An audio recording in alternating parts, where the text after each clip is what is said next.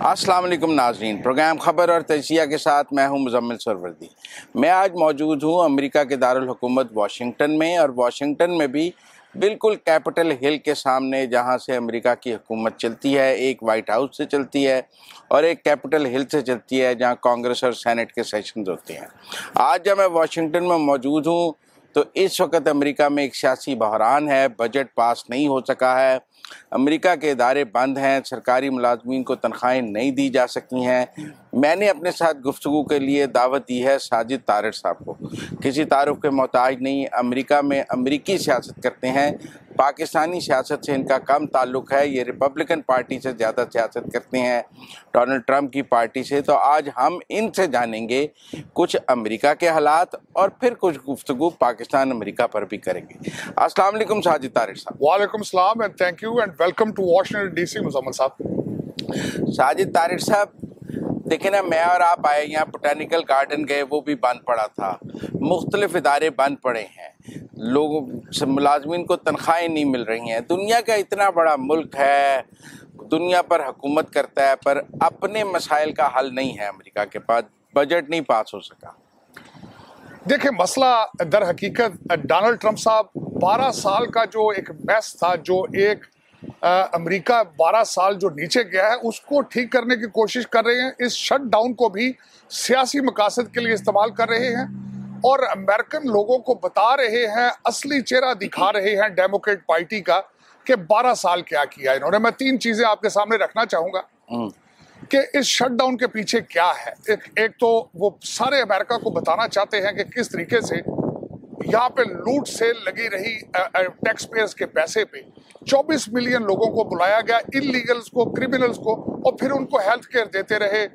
वो बर्डन बने ना सिर्फ अस्पतालों पर, स्कूलों पर, बल्कि अमेरिका के पूरे स्ट्रक्चर पर, हाईवेज पे, हाउसिंग क्राइसिस, हर चीज पे। तो डोनाल्ड ट्रंप साहब ये चाहते हैं कि वो अमेरिकन अवाम असली चेहरा देखे डेमोक्रेट पार्टी का, कि ये टैक्स पेयर्स के पैसे के साथ क्या करते रहे। दूसरा पॉइंट ये है कि एक तनाज़ा ये है कि इलीगल इमिग्रेंट्स को हेल्थ केयर ना दी जाए, ना नहीं देनी चाहिए। डोनाल्ड ट्रंप कहते हैं कि जो गैर कानूनी तौर पर मुकीम है उसको अमेरिकन टैक्स पेयर के पैसे से इलाज की सहूलत हासिल नहीं होनी चाहिए। नहीं होनी चाहिए, एब्सोल्युटली ना। एक तनाज़ा ये है। एक तनाज़ा ये है। दूसरा तनाज़ा ये है कि बराक ओबामा और जो बाइडन, इन्होंने बड़ी बड़ी एजेंसियां और डिपार्टमेंट क्रिएट किए वॉशिंगटन डीसी में, जिसमें सिर्फ और सिर्फ डेमोक्रेट पार्टी का एजेंडा इन्फोर्स किया जाता था। अब वो पार्टी, और फिर उनमें एक्टिविस्ट भर्ती किए जाते थे। टैक्स पेयर्स का दूसरा बर्डन कि सियासी तौर पर उन लोगों को सियासी जाबे देकर इस्तेमाल करना, रिपब्लिकन पार्टी के खिलाफ और गवर्नमेंट के खिलाफ।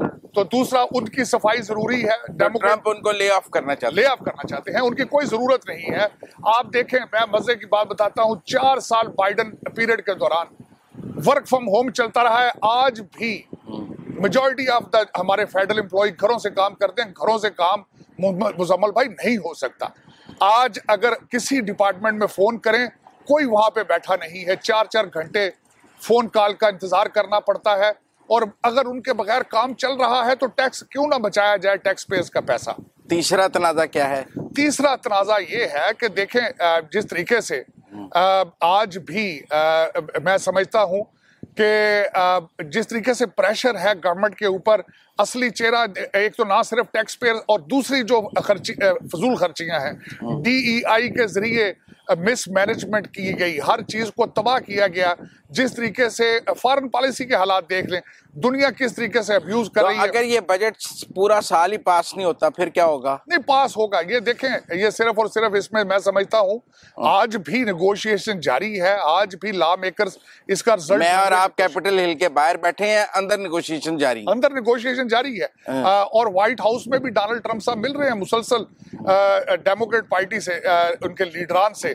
चक शूमर से मुलाकातें हो रही हैं, दूसरे लीडरान के साथ मुलाकातें हो रही हैं, और जल्दी से जल्द आप देखेंगे।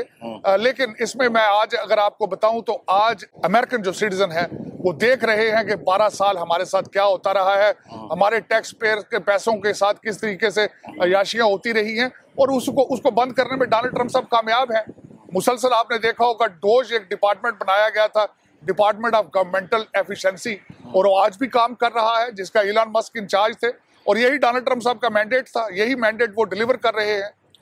तो इस वक्त टेक्निकल बात यह है कि जैसे पाकिस्तान में हम गैर कानूनी अफ़गानियों को निकाल रहे हैं, या हमारा ख्याल है कि उनके ऊपर पाकिस्तान का टैक्स पेयर का पैसा नहीं इस्तेमाल होना चाहिए। डोनाल्ड ट्रंप कहते हैं गैर कानूनी जो लोग अमेरिका में मुकीम हैं उनके ऊपर अमेरिकन टैक्स पेयर का पैसा इस्तेमाल नहीं हो सकता। Absolutely not. और दूसरा, यहाँ मैं एक और बात क्लियर करना चाहूंगा। एक बात ज्यादा उसको प्रमोट किया जाता है कि शायद Donald Trump is anti immigration, शायद ये मुसलमानों के खिलाफ हैं, शायद उसके खिलाफ हैं। That is absolutely wrong. हम ये चाहते हैं लोग फ्रंट डोर से आए, दीवार फिलांग करना आए, और हमें पता होना चाहिए कौन आ रहा है और उसका आने का मकसद क्या है। ठीक है, तो ये इस वजह से इस वक्त अमेरिका में शटडाउन है। हमें सरकारी इदारे बंद नज़र आ रहे हैं, बहुत सारे दफ्तर बंद पड़े हैं, और फौज को तनख्वाहें देने के लिए भी डोनाल्ड ट्रंप साहब ने किसी से डोनेशन ली है। तो जो सरकारी मुलाजमिन को तनख्वाहें नहीं मिली हैं वो कैसे गुजारा कर रहे हैं? वो भी तो बहरान का शिकार। देखिए, इस वक्त बहरान का शिकार तो जरूर है। इस वक्त बैंक्स जो है वो स्मॉल लोन्स देना शुरू कर दिए हैं उन्होंने, क्योंकि अल्टीमेटली ये उनको बैक पे मिलेगी। ये ऐसा कभी नहीं हुआ कि गवर्नमेंट ने उनके पैसे रख लिए हों। जो भी जिस तरह फेडरल आज एयरपोर्ट्स के ऊपर कंट्रोलर्स हैं, उनको पैसे मिलेंगे, एब्सोल्युटली मिलेंगे, और बैंक्स उनको हेल्प कर रहे हैं। डोनाल्ड ट्रंप साहब is aware of the situation.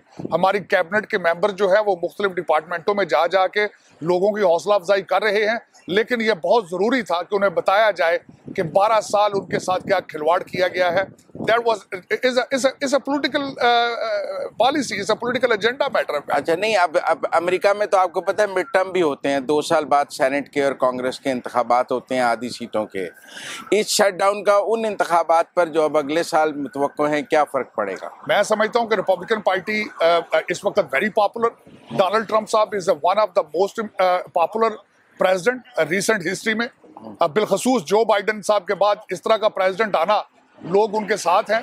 आज सारी दुनिया को पता है कि who is running the America. उससे पहले तो दुनिया को कंफ्यूजन होता था कि who is running the country, क्योंकि बाइडेन साहब तो ना स्टेज पे जा सकते थे, ना स्टेज से उतर सकते थे, लोग पकड़ के लेकर जाते थे। Right now Donald Trump is the most popular.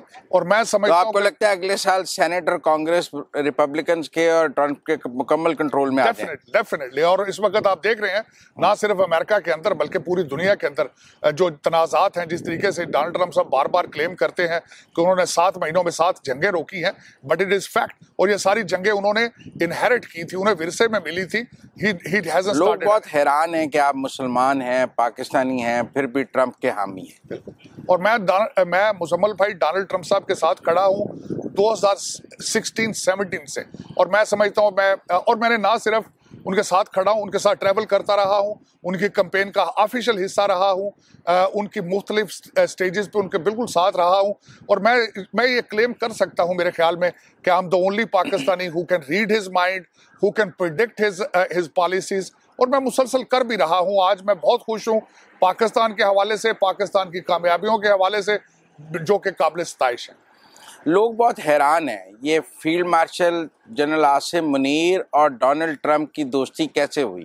कोई कहानी आपके पास है कि ये कैसे हुई? क्योंकि बहुत सारे लोग बहुत हैरान हैं। हमारा तो राय ये थी पाकिस्तान में कि डोनाल्ड ट्रंप तो बानी पीटीआई के दोस्त हैं, और हमारी तो राय ये थी कि वो आएंगे तो बानी पीटीआई जेल से रिहा होंगे, वो इक़्तिदार में आएंगे। यहाँ तो वो field marshal general Asim Munir के हामी निकले, शहबाज शरीफ के हामी निकल आए हैं। ये कैसे हुआ? देखिए, मैं यहाँ पे तारीफ करूँगा पीटीआई की इसलिए क्योंकि उनका सोशल मीडिया के ऊपर बहुत कंट्रोल है। वो बयानियां पॉपुलर करने के मास्टर हैं, आर्टिफिशियल इंटेलिजेंस भी यूज कर रहे हैं।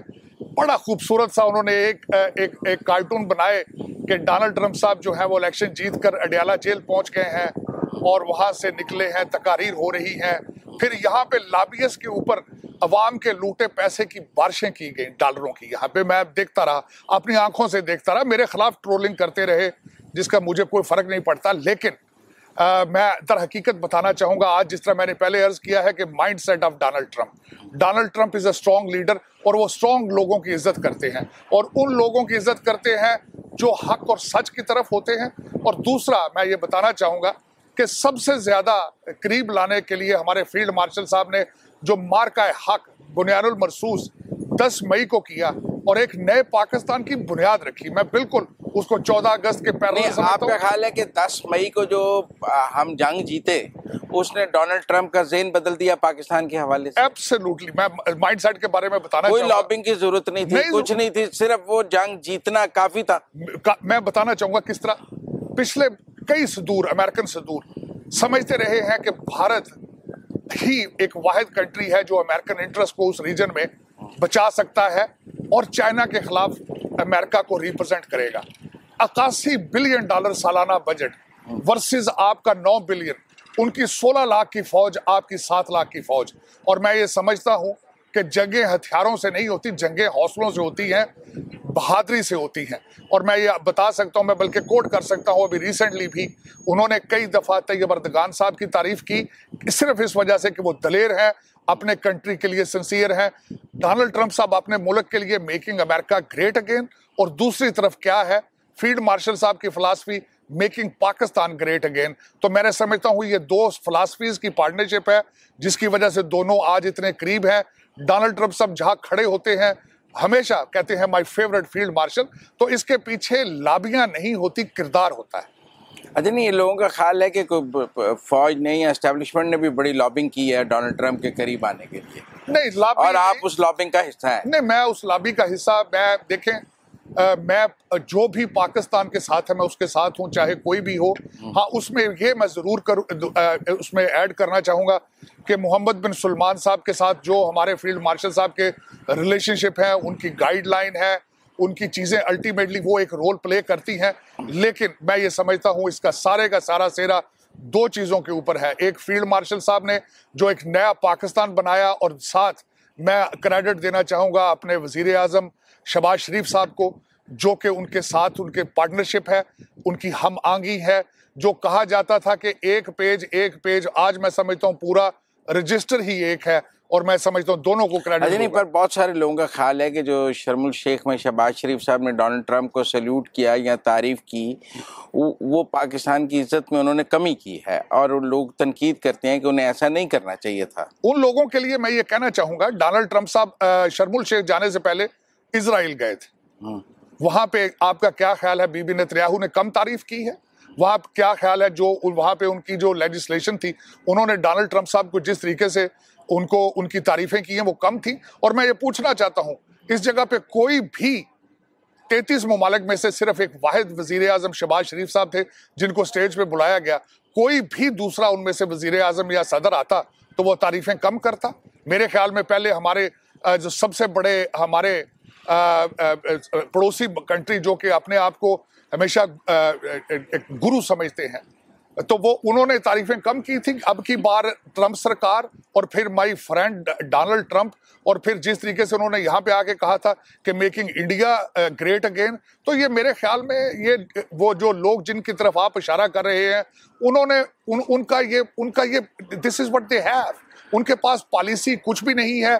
जो 3.5 साल उन्होंने कंट्री के साथ किया दुनिया के सामने खड़ा है, लेकिन अपने बयानिए को वो कहते हैं झूठ इतनी दफा बोलते हैं वो सच लगना शुरू हो जाता है। और उसमें आप जो पाकिस्तान और अमेरिका के ताल्लुकात हैं वो शहबाज शरीफ की भी तारीफ करते हैं, डोनाल्ड ट्रंप फील्ड मार्शल की भी तारीफ करते हैं। आप क्या देख रहे हैं पाकिस्तान और अमेरिका के ताल्लुकात अगले 4 साल में? देखिए, एक चीज तो मैं पहले माजी की तरफ ले जाना चाहूंगा कि हमेशा जब भी व्हाइट हाउस के अंदर रिपब्लिकन सदर होता है, पाकिस्तान हमेशा अपने रिलेशनशिप एंजॉय करता है। वो क्यों करता है? क्योंकि you are non NATO ally, that is a big status. और फिर उसके बाद आपके रिलेशनशिप की हिस्ट्री 1954 से शुरू होती है, आज की नहीं है। आपके रिलेशनशिप जब तक रिपब्लिकन सदर, चाहे डोनाल्ड ट्रंप साहब या चाहे इसके बाद जेडी वैंस आएंगे, जब तक वो व्हाइट हाउस में रहेंगे, पेंटागन स्ट्रांग होगा, अचीविंग पीस थ्रू स्ट्रेंथ होगा। आप पाकिस्तान के साथ रिलेशनशिप एंजॉय करते रहेंगे अनटिल के व्हाइट हाउस के अंदर तब्दीली को ऐसी आ जाए जिससे पूरे की पूरी पॉलिसी शिफ्ट हो जाए। उस वक्त आप ये कह रहे हैं डेमोक्रेट्स प्रो पाकिस्तान नहीं है? Absolutely not. पाकिस्तान के ऊपर सबसे ज्यादा ड्रोन हमले बराक हुसैन ओबामा के पीरियड में हुए। जो बाइडन हमारा वजीर आजम एक बेचारा 4 साल फोन उठा के साथ फिरता रहा, किसी ने फोन किया, टेक्स्ट भी नहीं किया, ट्वीट भी नहीं किया, और बिलियंस डॉलर लगाते रहे वो कि शायद कोई कॉल आ जाए, शायद कोई कॉल आ जाए। बड़े बड़े सीनियर एंकर तज्जियाकार कहते रहे हैं कि एक कॉल आएगी और सारा कुछ तब्दील हो जाएगा। मैं आज उनसे पूछना चाहता हूं कि आज वो कहाँ हैं, उनके तज्जिए कहाँ हैं। कहते थे जाती दोस्त हैं। डोनाल्ड ट्रंप साहब शायद उनके साथ बंटे खेलते रहे हैं, उनके साथ क्रिकेट खेलते रहे हैं। आज वो सारे कहाँ हैं? सारे आज बंटे और क्रिकेट तो वो शहबाज शरीफ और आसिम मुनीर के साथ भी नहीं खेलते नहीं खेलते हैं। उसकी वजह यह है, मैं कहना चाहूंगा कि 40 से ज्यादा दफा अपनी मुख्तलिफ तकारीर के अंदर उन्होंने हमेशा फील्ड मार्शल साहब की तारीफ की। इससे ज्यादा क्या बंटे खेलेंगे कि दिवाली वाले दिन व्हाइट हाउस के अंदर दिवाली थी और उन्होंने कहा है कि मैंने अभी फोन करके मोदी साहब को कहा है कि पाकिस्तान पे हमला करने का ना सोचना। तो ये बंटे नहीं है तो और क्या है?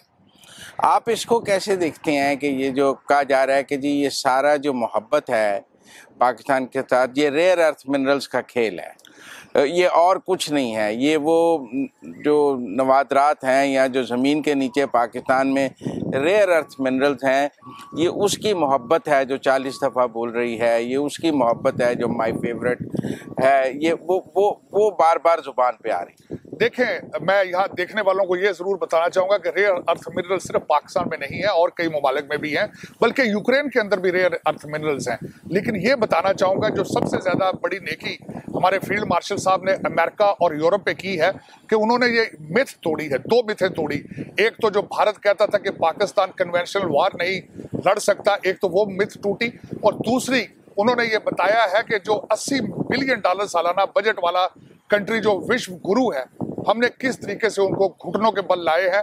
तो ये 2 नेकियां उन्होंने की हैं अमेरिका पे और यूरोप पे। और आज दोनों कंट्रीज जो हैं वो इंडिया के साथ नहीं खड़े। यूरोपियन यूनियन पाकिस्तान के साथ, चाइना पाकिस्तान के साथ, अमेरिका पाकिस्तान के साथ, बल्कि ईरान भी आज पाकिस्तान के साथ खड़ा है। और विश्व गुरु के पास क्या है? अफगानिस्तान है, मुत्तकी साहब हैं, जिनको हमने 40 साल दूध पिलाते रहे हैं। आप अंदाजा लगा लें। लेकिन नहीं, पर एक बात देखिए ना, इंडिया को ये मसला है कि वो या रूस से तेल ले या अमेरिका से तजारत करे। देखिए ना, इस वक्त मोदी साहब का सबसे बड़ा मसला ये है कि यहाँ वो रूस से तेल खरीद लें या अमेरिका के साथ तजारत कर लें। बिल्कुल यार। तो पाकिस्तान को भी तो ये मसला है कि यहाँ चीन का सी पैक चला लें या अमेरिका चला लें।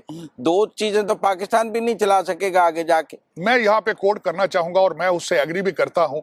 हमारे फील्ड मार्शल साहब ने टेम्पा फ्लोरिडा में कहा था और मैं एग्री करूंगा। उन्होंने कहा था कि दुनिया को हमसे फॉरेन पॉलिसी की क्लासेस लेनी चाहिए। और मेरा ख्याल है कि आज फील्ड मार्शल साहब बिल्कुल ठीक हैं। आपने देखा होगा अभी रिसेंट हिस्ट्री में जब भी हमारा कोई पाकिस्तानी सदर चाइना जाता है और दूसरा वहां से हमारा वफ्द अमेरिका बैठा होता है। मेरे ख्याल में टाइम आ चुका है कि अमेरिका और चाइना दोनों और इनकी कुर्बत में पाकिस्तान एक की रोल अप्लाई करेगा और अमेरिका सी पैक की गुंजाइश पैदा करेगा। सी पैक आगे आएगा, अपने अपने इलाके मुतय्यन किए जाएंगे और ट्रेड की तरफ बढ़ा जाएगा। मेरे ख्याल में टाइम हैज कम अप। आपने देखा होगा डोनाल्ड ट्रंप साहब ना सिर्फ दूसरी दफा पुतिन से मिल रहे हैं, सदर पुतिन से, बल्कि प्रेसिडेंट शी से भी मिलने के लिए तैयार हैं। 18 नवंबर को MBS भी यहाँ आ रहे हैं, हमारे आर्मी चीफ साहब सऊदी अरेबिया जा रहे हैं। तो a lot of things are going on besides the rare earth mineral. मेरे ख्याल में पाकिस्तान की तरक्की को रोकना अब नामुमकिन हो चुका है। नहीं, पर आपने ये कहा कि चाइना जो अमेरिका जो है वो सी पैक के लिए गुंजाइश पैदा करेगा। ये अमली तौर पे तो मुमकिन नजर नहीं आता, क्योंकि अब तक तो अमेरिका की पॉलिसी बहुत एंटी सी पैक रही है। देखें, लेकिन मैं जो समझता हूँ, मैं थोड़ा सा आपको बताना चाहूंगा जो मेरा पर्सनल एनालिसिस है डोनाल्ड ट्रंप साहब के हवाले से। डोनाल्ड ट्रंप साहब हमेशा अपनी तकारीर के अंदर कहते रहे, कैंपेन में कहते रहे कि अगर वो सदर होते तो चाइना और रशिया अलायंस ना होता। उन्होंने अपनी भरपूर कोशिश की किसी तरीके से उस अलायंस को तोड़ा जा सके। लेकिन मेरे ख्याल में जो रिसेंट प्रेसिडेंट पुतिन का चाइना का दौरा था, उसके बाद वो चीज़ें कम होती नजर आ रही हैं। अब हमारे प्रेसिडेंट ट्रंप जो हैं वो योल्टा 2 की तरफ बढ़ रहे हैं। दोनों कंट्रीज के साथ मिलेंगे, दोनों के साथ। यहाँ पे ये देखना जरूरी है कि वो ट्रेड को प्रमोट करते हैं और सी पैक भी ट्रेड ही है। और उसमें मेरे तो ख्याल में आप कहते हैं ना सिर्फ गुंजाइश, मुझे लग रहा है कि सी पैक जो है उसका फायदा अमेरिका भी उठाएगा। वो भी इस ट्रेड पे, इसी हाईवेज पे अपनी प्रोडक्ट्स को बेचेगा। ये अभी अमेरिका के हवाले से ये भी कोई पसनी की गवादरगाह जो है वो अमेरिका लेना चाहता है या बरग्राम एयर बेस लेना चाहता है। तो इंटरेस्ट है अमेरिका के पाकिस्तान में भी और अफगानिस्तान में भी। हम अमेरिका की इन उम्मीदों पर पूरे तो नहीं उतर सकते ना जी, जो उम्मीदें उसको हमारे साथ हैं। क्यों नहीं उतर सकते, मैं ये पूछना चाहूंगा। बल्कि मैंने इसके बारे में बड़ा डिटेल से पढ़ा है, देखा है कि किस तरीके से एंटी पाकिस्तान लॉबीज वो मुसलसल किस तरीके से एक डिफरेंट पिक्चर ड्रा करने की कोशिश कर रहे हैं अमेरिका के रेयर अर्थ के हवाले से। मैं उनसे पूछना चाहूंगा, अरामको क्या है? मिडिल ईस्ट से, सऊदी अरेबिया से तेल किन्होंने निकाला था? सारी अमेरिकन कंपनियां थी। अरामको क्या है? आज अगर हमारे पास इंफ्रास्ट्रक्चर मौजूद नहीं है अपने ज़खायर तक पहुंचने के लिए, तो उसमें क्या मज़ायका है कि हम अमेरिकन या कोई भी कंपनियां आके पाकिस्तान की मदद करें और हमारे खुशहाल मुस्तकबिल की तरफ हमें अगर ज़रूरत है तो व्हाई नॉट। एक बार आप रेकोडेक का हाल देखें ना, हमें भी तो बड़े जख्म लगे हुए हैं ना। रेकोडेक का जख्म हमारा कोई छोटा जख्म है नहीं। देखें, ठीक होगा, रेकोडेक भी ठीक होने की तरफ जा रहा है। इस वक्त जो हमारी टीम है, हमारे फील्ड मार्शल साहब हैं, वजीर आजम शहबाज शरीफ साहब मुसलसल रेकोडेक प्रोजेक्ट के ऊपर काम कर रहे हैं। मेरे ख्याल में मैं बड़ा पुरुमीद हूँ, बल्कि हमारे फील्ड मार्शल साहब ने जो अपना विजन 2030 और 2047 जो उन्होंने टैंपा में डायस्पोरा के सामने रखा था, उसमें रेकोडेक डिस्कस किया गया था किस तरीके से हमारी इनकम पाकिस्तान की $5 बिलियन साल की इनकम रेकोडेक प्रोजेक्ट से आएगी, किस तरीके से एक माइन जो है वो हर साल काम करेगी। और लेकिन मैं आई एम वेरी ऑप्टिमिस्टिक, और सबसे बड़ी बात यह है कि हम बड़े खुशकिस्मत हैं कि हमारी इस वक्त जो टीम है, they are keeping the close eye on these projects. कुछ इंडिया के हवाले से भी मैं, आप चूँकि वाशिंगटन में रहते हैं और यहाँ इंडियन लॉबी तो पाकिस्तानी लॉबी से बहुत मजबूत है। आजकल इंडिया और अमेरिका के ताल्लुकात बहुत ख़राब हैं। इंडियन लॉबी इस वक्त वाशिंगटन में क्या कर रही है? उन्हें क्या समझ नहीं आ रही, क्या गलत कर रहे हैं और क्या ठीक करना चाहिए उनको? देखें, इस वक्त इंडियन लॉबी इतनी लाचार हो चुकी है, डायस्पोरा मायूस है सिर्फ एक शख्स की ईगो की वजह से। अब वो मायूसी क्या है? एक फेक फ्लैग ऑपरेशन पहलगाम बनाया गया, और उस वक्त प्राइम मिनिस्टर मोदी कहाँ थे? सऊदी अरेबिया में थे। वो वापस आए तो वो पहलगाम नहीं गए, वो सीधे बिहार गए। उसके बाद फ्लड आया, वो पंजाब बहुत देर में गए। कहाँ जाते रहे? बिहार जाते रहे। आज इंडियन भारतीय फौज भी चीख चीख के कह रही है कि हमें सियासी मकासद के लिए इस्तेमाल ना किया जाए। आज अगर देखा जाए तो बिहार के इलेक्शन की अपने पॉलिटिकल एजेंडे के लिए नेशनल इंटरेस्ट कुर्बान कर दिया गया है। अब यहाँ पे डायस्पोरा भी मायूस है, इंडियन लॉबी भी मायूस है। अब हर बंदा सोच रहा है। मैं आखिरी मिसाल देना चाहूंगा, उनके फॉरेन मिनिस्टर डॉक्टर जयशंकर बहुत मंझे हुए वो डिप्लोमेट हैं। चाइना में एम्बेसडर रहे, जापान में एम्बेसडर रहे, अमेरिका में एम्बेसडर रहे। प्रेसिडेंट मोदी ने चाइना जाना था तो वो पहले जापान गए, जापान से चाइना गए, जिस पे चाइना खुश नहीं था। फिर साथ जो फॉरेन मिनिस्टर जो चाइना में एम्बेसडर रहा है, जापान में एम्बेसडर रहा है, वो उनके साथ नहीं था क्योंकि चाइना को इतराज़ात थे। इस वक्त अगर देखा जाए तो भारत की फॉरेन पॉलिसी जीरो हो चुकी है। उसकी वजह यह है, देखें, अमेरिका ने रिजेक्ट किया, यूरोप ने रिजेक्ट किया, तो आखिर उन्हें मिले कौन? तालिबान मिले। और वो तालिबान पर भी बात करता हूं आपसे, लेकिन मुझे ब्रेक लेने का कहा जा रहा है। ब्रेक लेते हैं, ब्रेक से वापस आते हैं तो जरा फिर वाशिंगटन की गुफ्तगू जारी रखें।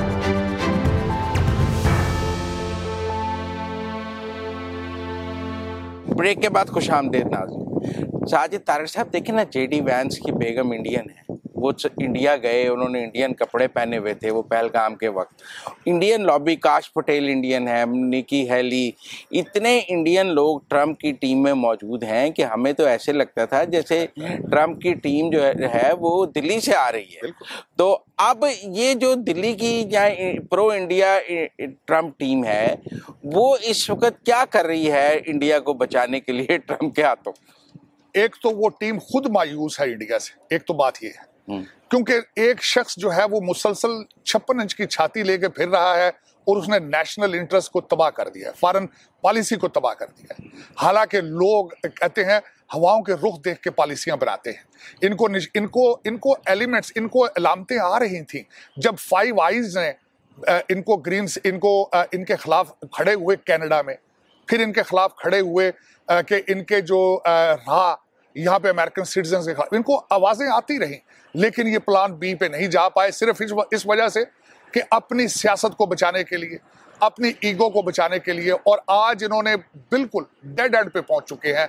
अमेरिका के अंदर जिस शहर में हम बैठे वो कहते हैं वाइस प्रेसिडेंट हमारा है, फिर भी कुछ नहीं कर सकता। देखिए, वाइस प्रेसिडेंट वहां पहलगाम के टाइम पर ही वाज इन इंडिया, लेकिन उन्हें पता था कि ये फ्लैग ऑपरेशन है, इसमें पाकिस्तान इन्वॉल्व नहीं है।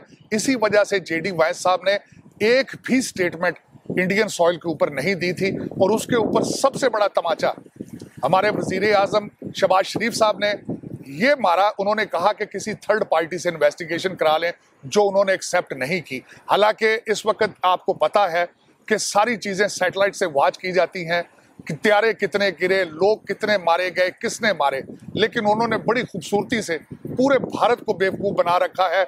आज उनके मीडिया की क्रेडिबिलिटी जीरो, उनकी अपनी क्रेडिबिलिटी जीरो। साहब, ये जो इंडियन लॉबी है ये वाशिंगटन में आपको तंग नहीं करती? आप जो इतना एंटी इंडिया हैं और प्रो पाकिस्तान हैं और फिर रिपब्लिकन हैं, यहाँ की इंडियन लॉबी आपको, या इंडियन जो प्रो इंडियन लॉबीइस्ट हैं वो आपको तंग नहीं करते? देखिए, उनको इतराज है और मेरी भी सोच सबसे ज्यादा तब्दील हुई 10 मई के वाकये के ऊपर, जब मैंने उनके असली चेहरे देखे। आप इंडिया बहुत जाते रहे? मैं इंडिया जाता रहूं। मैं अगर देखा जाए तो मेरे बहुत ज्यादा दोस्त इंडियन हैं। मेरी फैमिलीज उनको मैं कहता हूं जो भारत में है। मैं I am not against India, I am against दुत्व जो आइडिया है उसके खिलाफ हूं मैं। इंडिया देखें, अल्टीमेटली वहाँ पे इतने ज्यादा मुसलमान हैं, हमारे हिंदू भाई हैं, हमारे सिख भाई हैं। अब I have no problem with India, लेकिन जो माइंड सेट है जिसमें किसी दूसरे को बर्दाश्त नहीं किया जाता, जो सिर्फ इस चीज पे सियासत करते हैं एंटी पाकिस्तान। आपको कब इंडिया और अमेरिका के ताल्लुकात नॉर्मल होते नजर आते हैं, ट्रेड डील होती नजर आती है? क्योंकि अब हम देख रहे हैं कि कुआलालंपुर में भी मोदी साहब तो नहीं जा रहे, वो वर्चुअल शिरकत करेंगे। और एक राय ये है कि वो सिर्फ ट्रंप से को अवॉइड करने के लिए नहीं जा रहे कि ट्रंप उनके लिए कोई प्रॉब्लम ना पैदा करें या कोई ऐसी बात ना हो जाए, तो वो नहीं जा रहे। कब आपको ट्रेड डील होती नजर आ रही है इंडिया और अमेरिका के दरमियान? देखिए, टैरिफ तो इस वक्त अगर देखा जाए तो हमारे सेक्रेटरी कॉमर्स ने कहा था कि 60 दिनों के बाद ये कदमों पे होंगे हमारे, और बिल्कुल वो टाइम आ चुका है। कदमों पे तो पहले मौजूद हैं, मिन्नतें तरले तो आज वाशिंगटन डीसी में हो रहे हैं। टैरिफ पे भी कोई डील हो जाए, लेकिन नॉर्मल ट्रेड रिलेशनशिप तभी शुरू होंगे जब कोई नई गवर्नमेंट आएगी। मोदी साहब मेरे ख्याल में वो ना डोनाल्ड ट्रंप साहब को समझ पाए हैं और ना वो समझने की कोशिश कर रहे हैं। जो मेरा सिर्फ अकेले का बयानिया नहीं है, आज जितने पढ़े लिखे भारतीय हैं वो भी बेजार हैं कि क्या वजह है कि ये अमेरिका के साथ, और बल्कि इनसे चाइना भी घबराता है, रशिया भी घबराता है। इनके अपने हालात देखें इन पड़ोसियों के साथ, बांग्लादेश है, नेपाल है, बर्मा है, पाकिस्तान है, चाइना है, अपने रीजन के अंदर भी they are in deep isolation. अच्छा, कुछ दिनों बाद मोहम्मद बिन सलमान यहाँ वाशिंगटन आ रहे हैं और उनके वाशिंगटन विजिट की तैयारी की जा रही है। क्या एक्सपेक्ट किया जा रहा है मोहम्मद बिन सलमान के वाशिंगटन विजिट से? देखिए, एक तो 100 बिलियन की उन्होंने कोई इन्वेस्टमेंट अनाउंस की हुई है, और क्या एक्सपेक्टेशन है? देखिए, 2-4 चीजें मैं बताना चाहूंगा कि मिडल ईस्ट के अंदर बड़ी चीजें तेजी के साथ तब्दील होती नजर आ रही है। गाजा एक पॉइंट था, एक मेन पॉइंट था, उस पर काम हुआ, शर्मुल शेख में हुआ। अब उसके ऊपर मैं जो 2-4 चीजें देख रहा हूँ, दूसरा सबसे बड़ा एक जो खौफो हरास है वहां पे, वो जो कतर के ऊपर अटैक हुआ है, उससे ना सिर्फ अमेरिकन गुडविल को धचका पहुंचा, बल्कि जो अरब रिलेशनशिप थे अमेरिका के साथ उनको धचका पहुंचा। एक तो सबसे बड़ी चीज वो जो एक दूसरा डिफेंस एग्रीमेंट साइन करने के बारे में सोचा जा रहा है, अमेरिका सऊदी अरेबिया। एक तो वो जैसा अमेरिका और कतर के दरमियान एग्जीक्यूटिव ऑर्डर है, वैसा ही अमेरिका सऊदी अरब में भी हो जाएगा। बिल्कुल यही इस वक्त चल रहा है यहाँ पे। एक तो वो डिस्कस किया जाएगा, ट्रेड देखा जाएगा। दूसरा, इस वक्त जब से गाजा के ऊपर बात हुई है, इब्राहिम अकॉर्ड जो है वो भी दोबारा डोनाल्ड ट्रंप साहब वो भी कोशिश कर रहे हैं कि अरब जो हैं उनके साथ हमारा इत्मीनान बहाल हो सके, उस पर शायद बात होगी। और मैं समझता हूं कि गाजा की डेवलपमेंट के लिहाज से बात होगी, उस बोर्ड जो पीस बोर्ड है उस पर बात होगी। और मेरे ख्याल में इस तरह का बहुत बड़ा एक एजेंडा है। और इसके बाद मेरा ख्याल है, जो मैं एक्सपेक्ट कर रहा हूं, कि मोहम्मद बिन सलमान पाकिस्तान में तशरीफ लेकर आएंगे। जो अगर अमेरिका और सऊदी अरब के दरमियान डिफेंस डील हो जाती है, जैसे अमेरिका और कतर के दरमियान हुई है, तो जो पाकिस्तान और सऊदी अरब के दरमियान डिफेंस एग्रीमेंट है वो कहाँ चला जाएगा? देखिए, वो अपनी जगह कायम रहेगा। 2 चीजें अर्ज करना चाहूंगा कि पाकिस्तान और सऊदी अरेबिया जो डिफेंस एग्रीमेंट है वो एक यूनिक एग्रीमेंट है। दोनों मुसलमान कंट्री हैं, हरमैन शरफैन की हिफाजत और हमारा रिलेशनशिप, हमारा सबसे ज़्यादा डायस्पोरा सऊदी अरेबिया के अंदर, हमारे फील्ड मार्शल साहब के मोहम्मद बिन सलमान और सऊदी स्टेट के साथ रिलेशनशिप, तो वो उसमें मेरा ख्याल है इस वक्त लोग जो एंटी पाकिस्तान जो प्रोपेगेंडा करते हैं वो अल्टीमेटली उसको अंडरमाइन उसके बारे में बातें कर रहे हैं। लेकिन मेरे ख्याल में सऊदी अरेबिया पाकिस्तान रिलेशनशिप और जो डिफेंस एग्रीमेंट है वो अपनी एक यूनिक सलाहियत, अपनी यूनिक सिचुएशन रखता है। गजा में जो इंटरनेशनल सिक्योरिटी फोर्स की बात की जा रही है, जो अमेरिका का आइडिया है, जो डोनाल्ड ट्रंप का आइडिया है, उसमें आप किन किन मुल्कों की फौज को शामिल होता देख रहे हैं? देखें, इस वक्त अगर देखा जाए तो 3 मुल्कों के बारे में जो ज्यादा बातें यहाँ पे हो रही हैं, इजिप्ट, तुर्किया और शायद पाकिस्तान भी। इन तीनों चीजों पे बात हो रही है। इजराइल की तरफ से तुर्की की फौज के ऊपर इतराज है और मेरे ख्याल में अगर वो इतराज तुर्की के बारे में होगा तो वो क्वेश्चन शायद पाकिस्तान की भी आर्मी के बारे में हो। तो इस वक्त इजराइल घबराता है कि किसी भी ताकतवर जो आर्मी जिनका माजी स्ट्रांग हो, जिनके जज्बे बुलंद हो, जो जज्बाती हो, वो उनसे घबराते हैं कि वो अगर इस गाजा में आएंगे तो ultimately in the long run शायद इजराइल के लिए एक थ्रेट बन सकते हैं। आपने इब्राहिम अकॉर्ड की बात की, आपको लगता है सऊदी अरब इब्राहिम अकॉर्ड साइन कर देगा? अभी मैं मेरे ख्याल में जब तक जो 20 नुकाती जो एक प्लान दिया गया था उसकी जो 19th शिक है, 19वीं जो उसकी 19th, तो उसकी जो शिक है उसके अंदर स्टेटहुड की बात है। मेरे ख्याल में जब तक पैलेस्टाइन स्टेट जब तक पैलेस्टीनियन स्टेट के बारे में, 2 स्टेट सोल्यूशन के बारे में एडवांसमेंट नहीं होगी, Saudi Arabia Ibrahim accord sign नहीं करेगा। और जब सऊदी अरब साइन करेगा तो पाकिस्तान पर दबाव बढ़ जाएगा कि पाकिस्तान भी साइन करे। मेरे ख्याल में देखें, हमारे रिलेशनशिप सऊदी अरेबिया के साथ जज्बाती, मजहबी, हर चीज के हैं। उस हवाले से ultimately Saudi Arabia will expect कि हम उनको ज्वाइन करें, लेकिन अल्टीमेटली ये डिसीजन पाकिस्तान के हमारे फील्ड मार्शल साहब, हमारे वजीर आजम साहब, ये सारे मिलकर करेंगे। लेकिन मैं शॉर्ट टर्म नहीं, लॉन्ग टर्म सोचता हूँ। कुछ लोगों का ख्याल है कि जो फील्ड मार्शल और ट्रंप के दरमियान ब्रेक थ्रू हुआ है उसमें मोहम्मद बिन सलमान का भी किरदार है। आपको ऐसा लगता है? बिल्कुल, मैं समझता हूँ कि देखें, हमारे रिलेशनशिप, हमारे हर मुश्किल वक्त में सऊदी अरेबिया हमारे साथ खड़ा रहा है। अल्टीमेटली हम हमेशा जब भी किसी मुश्किल वक्त में होते हैं सऊदी अरेबिया की तरफ देखते हैं। और फिर उसके बाद एक आइडियल सिचुएशन ये है कि हमारे फील्ड मार्शल साहब के सऊदी अरेबिया के साथ रिलेशनशिप बड़े आइडियल रिलेशनशिप है। और यहाँ पे ये ज़रूर याद कराना चाहूँगा कि आज से चंद साल पहले हमने उनकी घड़ियाँ बेची, हमने उनके बारे में गलत बातें की, जो उन तक पहुंची उन्होंने हमें जहाज़ों से निकाला। और आज मैं समझता हूं कि हमारे हर फैसले में सऊदी अरेबिया हमारे साथ होता है। आपने घड़ियां बेचने का जिक्र किया, आपसे इसीलिए तहरीक इंसाफ वाले बहुत मोहब्बत करते हैं और आपके साथ बहुत ट्रोलिंग करते हैं। तो अमेरिका में देखें ना जी, जो विल्सन है, रिचर्ड गर्नेल हैं, फ्री इमरान खान के ट्वीट्स हैं, कांग्रेसमैन की लॉबिंग है, फिर यहाँ इमरान खान के बेटे आए, उनकी कांग्रेसमैनों से मुलाकातें हुई। तो एक तहरीक इंसाफ की अमेरिका में लॉबिंग मजबूत नज़र तो आती है। ठीक है, रिजल्ट नहीं आए, ट्रंप की कॉल नहीं आई, ट्रंप ने रिहाई नहीं दिलाई, लेकिन एक अमेरिका में पीटीआई की प्रेजेंस एज पॉलिटिकल पार्टी तो मौजूद है जो और किसी जमात की नहीं है। देखिए, मैं उसके बारे में तफसील से बताना चाहूँगा कि ये डायस्पोरा के बारे में क्या इमेज है।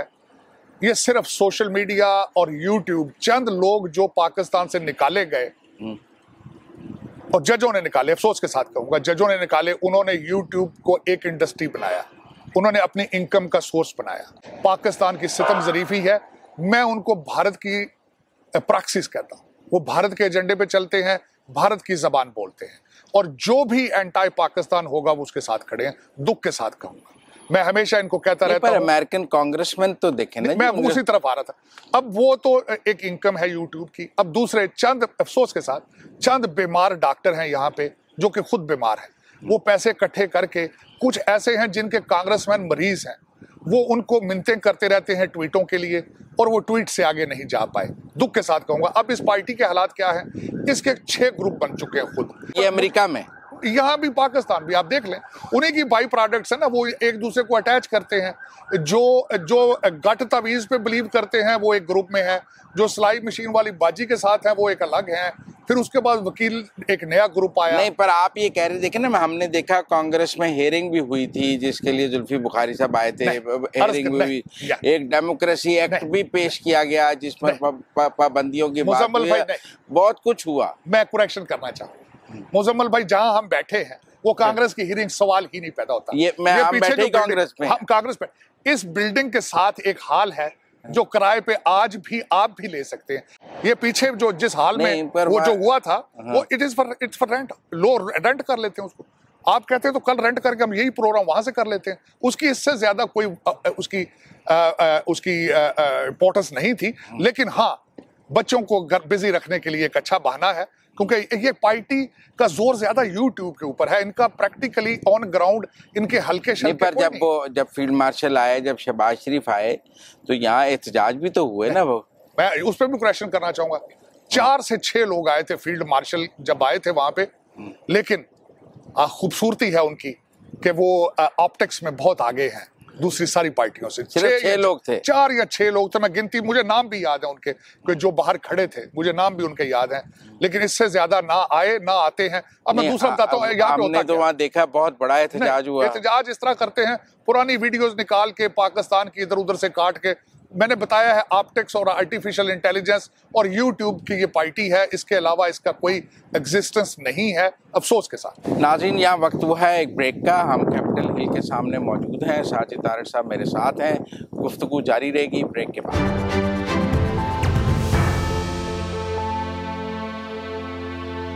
ब्रेक के बाद खुशामदीद नाज़रीन, हम साजिद तारड़ साहब के साथ बात कर रहे हैं। तो आपका ख्याल है कि इस वक्त जो अमेरिका में पाकिस्तानी डायस्पोरा है, एक राय तो ये है कि पाकिस्तानी डायस्पोरा जो है वो मौजूदा जो पाकिस्तान में रजीम है, हुकूमत है, उससे नाराज़ है, उसको एक्सेप्ट नहीं करता है, और डायस्पोरा और पाकिस्तान के दरमियान एक गैप मौजूद है। दुख से कहूंगा, हमारे डायस्पोरा को इन्वॉल्व तो रिपब्लिकन पार्टी या डेमोक्रेट पार्टी में होना चाहिए, लेकिन अब ये करते क्या है? छुट्टी वाले दिन इकट्ठे होते हैं, बसों के टिकट दिए जाते हैं, वो फंड करते हैं जो बीमार डॉक्टर हैं, और हमारी घरेलू खवातीन हैं वो पिकनिक के लिए कभी एम्बेसी के सामने आ जाती हैं या इसी माल के सामने आ जाती हैं, बच्चों को ला के उनको बर्गर शर्गर खिला के और जाती दफ़ा 2 तस्वीरें बना के गले में वो पटका डाल के। This is not the political party. दुख के साथ है कि आज हमारी सबसे ज़्यादा बड़ी पॉपुलेशन न्यूयॉर्क में है, एक सिंगल पाकिस्तानी काउंसिलमैन मौजूद नहीं है। अगर इनसे पूछा जाए तुम्हारा कांग्रेसमैन कौन है, कोई पता नहीं। पूछा जाए तुम्हारा डेलीगेट, कोई पता नहीं। हाँ, पीटीआई, पीपल पार्टी, नून लीग, इसके ऊपर 4 ग्रुप हैं, ना इन्हें पता है कि वो नून लीग है या नून लीग है, ना पीपल्स पार्टी है, पीपल पार्टी है। मेरी तो समझ से बाहर है कि व्हाट इज आवर फ्यूचर। तो आपका ख्याल है जो अमेरिका में मुकीम पाकिस्तानी हैं उन्हें डेमोक्रेट्स और रिपब्लिकन की सियासत करनी चाहिए, मुस्लिम लीग नून और पीपल पार्टी की नहीं करनी चाहिए? जी, मैं पूछना चाहता हूँ ना कि क्या आपने यहाँ रहना है कि आपने पाकिस्तान चले जाना है? रहना सबने यहाँ है, खाना भी यहीं से इनसे खाना है, इंटीग्रेट नहीं करना। अच्छा, फिर मैं दुख के साथ कहता हूँ, यहाँ आके चारपाइयाँ पाकिस्तान से मंगा रहे हैं, हुक्के पाकिस्तान से मंगा रहे हैं, मेरी समझ से बाहर है। तो अगर इतना ज्यादा जरूरत था, सबसे पहले तो क्रिश्चियन कंट्री में आए क्यों हैं आप, नंबर 1। दूसरा, अगर इतना है तो पाकिस्तान चले जाते हैं, डेली बेस पे 6 फ्लाइटें जा रही हैं। लेकिन अगर यहाँ रहना है, यहाँ इनका हम खाते पीते हैं, हमें चाहिए कि हम अच्छे सिटीजन बनने की कोशिश करें। मैं हमेशा 2 चीजें कहता हूँ, पाकिस्तान मेरी मदरलैंड है और अमेरिका माई होमलैंड है। मैं दोनों को सर्व करना चाहता हूँ, मुझे दोनों से मोहब्बत है, दोनों से प्यार है। और अगर आप यहाँ से बेजार हैं, यहाँ खुश नहीं हैं, तो आप यहाँ क्या कर रहे हैं? मेरा जिस दिन इनके साथ, वो कहते हैं अमेरिका में तो यहूदी लॉबी की हुकूमत है, ज्यू लॉबी की हुकूमत है, इसमें कोई शक नहीं। और यहूदी लॉबी पाकिस्तान के खिलाफ है। तो देखें, और यहूदी लॉबी जो है वो इंडिया के साथ है, इसराइल और इंडिया इकट्ठे हैं। हमें ये भी नहीं समझ आती कि इंडिया की और इसराइल की इतनी दोस्ती के बाद वाशिंगटन और इंडिया के फासले क्यों हैं? देखिए, मैं अर्ज ये करना चाहूँगा, मेरी ये रिक्वेस्ट मैं कई दफ़ा सोशल मीडिया पे कर चुका हूँ कि हमारे हर जो भी कंट्री, इस्लामिक कंट्री बिलखसूस, वहाँ पे जो अच्छी यूनिवर्सिटीज़ के अंदर इसराइल के ऊपर PhD होनी चाहिए। किस तरीके से जूइश कौम ने इस लेवल पे पहुंचे कि 18 बिलियन पॉपुलेशन और पूरी दुनिया हॉस्टेज, ये इस पे PhD होना जरूरी है। दूसरा, उसमें अर्ज ये करना चाहूंगा कि वो यहाँ पे स्ट्रॉन्ग क्यों है। कोई किताब आप 18वीं सदी की उठा के देख लें, किसी जूइश साइंटिस्ट ने लिखी होगी। जहां पे ये लोग आज चैनल देख रहे हैं, वहां पे एक भी इंग्लिश चैनल नहीं है। और इंग्लिश अगर आप गूगल करके देख लें, और आज लोगों को अपने अवाम के साथ अटैच होना पड़ता है, खासकर एक पार्टी को, तो उर्दू में ट्वीट करते हैं, इंग्लिश में ट्वीट करने की सलाहियत भी नहीं रखते। आप ज्यूइश लोगों को किस तरह ब्लेम कर सकते हैं जब आगे फ्यूचर में आर्टिफिशियल इंटेलिजेंस का दौर है, एक नया वर्ड आ चुका है जिसको सिलिकॉन कर्टन कहा जाता है। अब वो आपको अगर इंग्लिश नहीं आती तो वो सिलिकॉन कर्टन किस तरह क्रॉस करेंगे आप पत्थर के जमाने में रहना चाहते हैं तो इसमें ज्यूइश या इजराइल का क्या कसूर है? आपको सीखने की जरूरत है। ये भी कहा जाता है कि पाकिस्तान और इंडिया के दरमियान डोनाल्ड ट्रंप साहब दोस्ती कराना चाहते हैं, और वो डोनाल्ड ट्रंप साहब मोदी और फील्ड मार्शल की मुलाकात कराना चाहते थे, मोदी और शहबाज शरीफ की मुलाकात कराना चाहते थे, इसीलिए मोदी यूएन जनरल असेंबली नहीं आए। इसीलिए आपको क्या लगता है, डोनाल्ड ट्रंप दोनों मुल्कों की कोई पीस पैक्ट सुलह कराना चाहते हैं? देखिए, सुलह एब्सोल्युटली कराना चाहते हैं।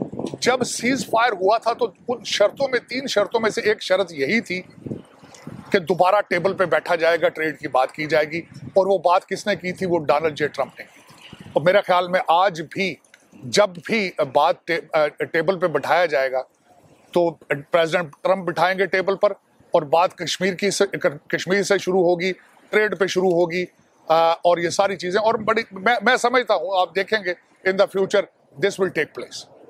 आपको पाकिस्तान में इमरान खान का मुस्तकबिल क्या नजर आता है?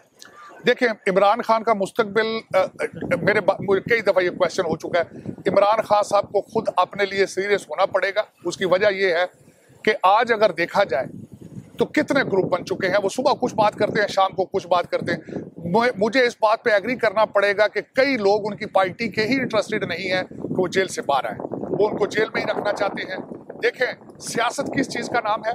कुछ लें कुछ दें, मिडिल ग्राउंड पे आके नेशनल इंटरेस्ट। और ये शहबाज शरीफ और फील्ड मार्शल की जोड़ी कब तक चलेगी? मेरे ख्याल में लॉन्ग रन, बल्कि मैं तो यहाँ तक फोरकास्ट करता हूँ कि ना सिर्फ प्राइम मिनिस्टर शहबाज शरीफ साहब ये अपनी टर्म पूरी करेंगे, शायद अगली टर्म में भी वही होंगे। फिर अगली टर्म में फील्ड मार्शल भी होंगे? Absolutely, field marshal. तो आपको लगता है कि 2029 के बाद जो इलेक्शंस होंगे उसके बाद शहबाज शरीफ वजीर आजम होंगे और फील्ड मार्शल ही फील्ड मार्शल होंगे? एब्सोल्युटली। आपको ये जोड़ी आगे चलती नजर आ रही है? मैं समझता हूँ कि ये जोड़ी पाकिस्तान के मुस्तकबिल के लिए बहुत आइडियल जोड़ी है, और जो पाकिस्तान के लिए ठीक है वही हम सब के लिए ठीक है। कुछ लोग तो उन्हें ये नवंबर में घर भेज रहे हैं, आप कह रहे हैं। लोगों के कहने से क्या होता है सर? लोग तो फिर सारा दिन, मैंने कहा है, यूट्यूबर्स ने कारोबार कराना है, डॉलर बनाने हैं, और कौम उनको जो बिकता है, जो वो खरीदते हैं वो बेच रहे हैं। वो, और this is what is going on, that's not the future of Pakistan. आज स्ट्रॉन्ग हैंड्स में है और पाकिस्तान का मुस्तकबिल ताबनाक है। आखिर में सिर्फ एक चीज़ ये कहना चाहूँगा,